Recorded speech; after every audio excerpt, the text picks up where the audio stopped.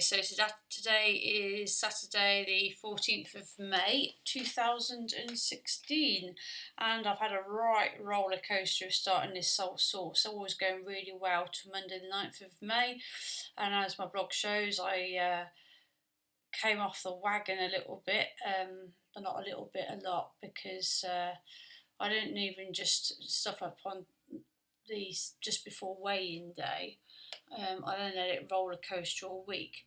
So I'm really stuck as whether to call this Cambridge Diet Day 1 source or to work out what day it would have been and carry on from there. I think I'm going to go back to the beginning and call it Day 1. I'm not going to repeat all the things I said on the Soul Source Day 1 because I'm just not. What I am going to do is start it as a getting back on track episode. And what I've done, because the first sort of 48 hours or 3 days is the worst, and because I was doing really well, and then I let the chink in the armour allow to slide.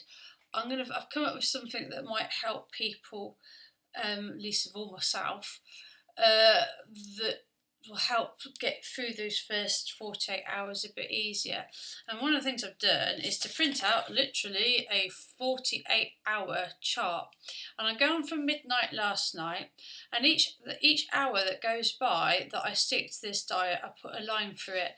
And I've got here countdown to ketosis day 1, and obviously here's one I made earlier, one for tomorrow as well, so that I can see an hourly progress chart of getting through these first sort of literally 48 hours. For some people it might be 36 hours. It depends how active you are, really. Like I've said before, I'm not a Cambridge consultant.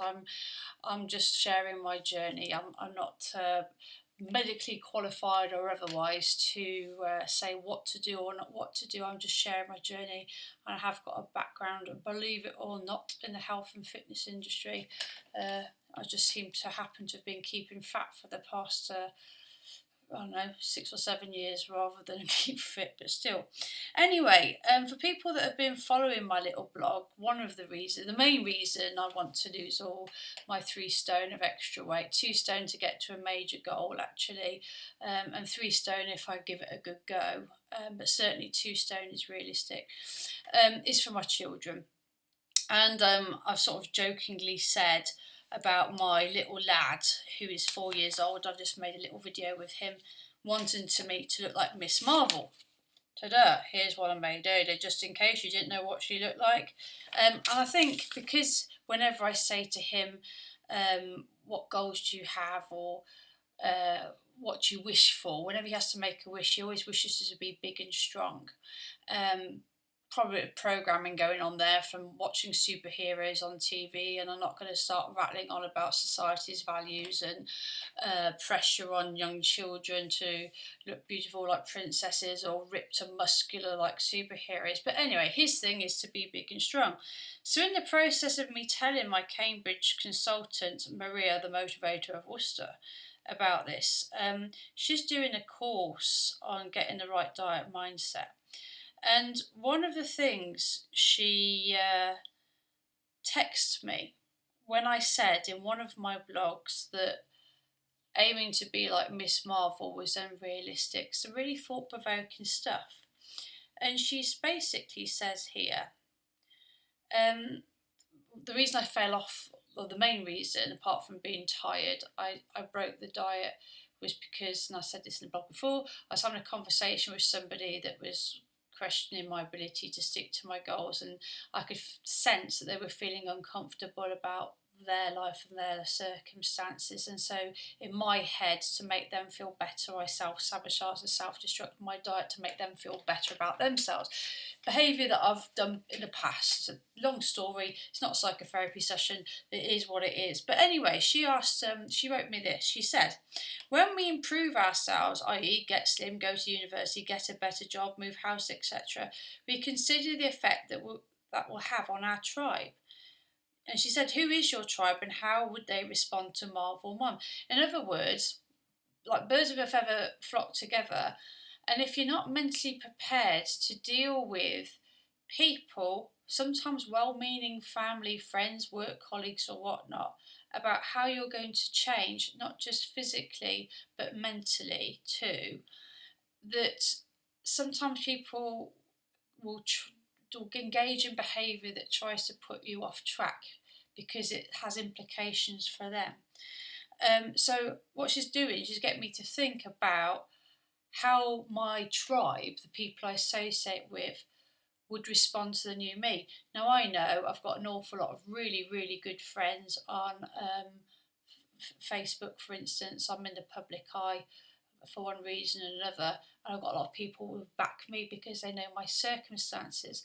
But there are a couple of people, more of a handful of people, that if I was to suddenly to transform into this superhero or heroine type physique, they'd probably have a big problem with that.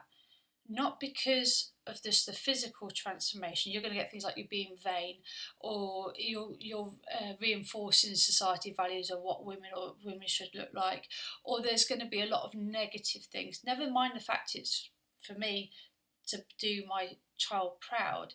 I would come under a lot of attack because it would make them feel uncomfortable, in the same way that it is not uncommon for relationships to split up when one person loses a lot of weight, because sometimes you're carrying around emotional baggage, you're eating and you're trying to create a barrier of protection almost between you and the outside world. I've certainly done that before. So it's quite an interesting question to ask yourself. Never mind me trying to be Miss Marvel or Miss Marple or Miss Piggy, more like. I've got the false eyelashes, the blonde hair, all I need is a snout. But anyway, ask yourself, how are people going to be responding to the new you? How do you think they're going to respond? And if you think they're going to respond in a not such a pleasant way, then you need to mentally prepare yourself for that one. And how would she says, how would you respond to Marvel Mum? Well, I'm a sort of person that I love to see people do well. And even if they're not doing well, I like to get them out the gutter because I've been in the gutter myself enough times. So how would I respond to Marvel Mum? If I was to look at me achieving that goal, I think good for you. You did it for the right reasons. And, well, for the right reasons, full stop. And you proved not just yourself wrong, but it's also, like, without wanting to sound vindictive, a bit of one in the eye for the people that tried to knock you down. Then she says, if you were Marvel Mum right now, what would you say to current self? If I was Marvel Mum right now, I would say to my current self, you can do this, you know. You can. It's just mind over matter. You've got the knowledge, which I have, which is why I'm sharing it. There's no point me hogging it to myself, is there? I've done enough hogging. The evidence is there. So why not? And if you transform into Marvel Mum, if you don't like it, go back to being 3 stone overweight again. If you don't know, if you don't try, you never know, will you? So if I was Marvel Mum, looking at the current me, I would say to her, be an inspiration, show people it's possible, show people they don't have to have an existence of being in their own body, show them what they are able to do. Be the phoenix from the ashes. That's why I'm using this Phoenix Angel name. Obviously, it's not my real name, but that's the name I'm using because I've been a phoenix from ashes in another area of my life before now, one against all the odds. So I'd be saying, do this to inspire other people, because then if I can do it, so can they. So there's some really good, I'm really, really lucky to have a really good Cambridge consultant, because it'd be very easy for her just to give me solutions to my problems without getting me to think for myself. So that's some good thought-provoking stuff. And then she's checking up on what I'm doing. And she's also saying, be good to yourself. Yeah, I could have talked myself out of starting today, easily. I could have thought, stuff it, I'll wait till Monday. But then that flies in the face of what I said the other day about not waiting till Monday, so I've got to walk and talk now.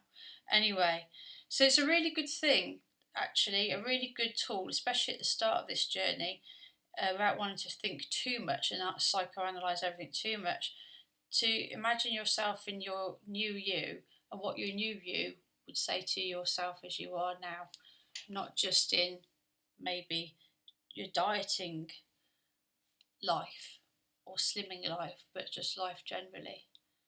Don't be afraid of change, And if you can't do it for yourself, which at the moment I'm struggling, I can't do things for me at the moment, not because I don't think I deserve it, although that is a part of it. Um, but the motive, there's other things going on, and food has been one of the few sources of pleasure I have. So I can't do it for me, but I can get more pleasure out of seeing my little man being pleased by the new mom, and then the being physically fit and healthy, and being able to wear cooler clothes in the summer months, and a whole load of other things would be more rewarding and more pleasurable and last longer than eating food. Then it's going to break my diet straight away. Anyway, I'll leave that note for today, and I will check in on day 2 of Soul Source, which will be tomorrow. So I'm starting all over again. Take care. Bye bye.